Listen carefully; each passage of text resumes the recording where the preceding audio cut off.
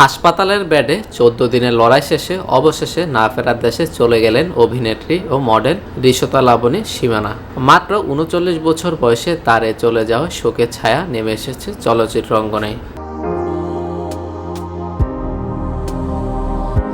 আজ মঙ্গলবার সকাল ৬টায় শেষ নিঃশ্বাস ত্যাগ করেন তিনি।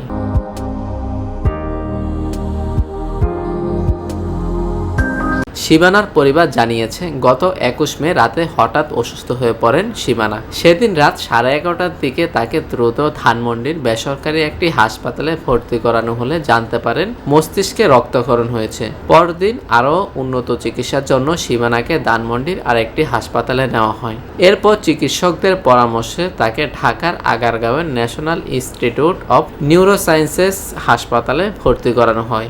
গত কয়েকদিন সেখানেই চিকিৎসাধীন ছিলেন। গত 25 মে এই হাসপাতালে তার মস্তিষ্কে অস্ত্রোপচার হয়। গত বুধবার বিকেল থেকে সীমানা চিকিৎসা চলছিল ঢাকার বঙ্গবন্ধু শেখ মুজিব মেডিকেল বিশ্ববিদ্যালয়ে।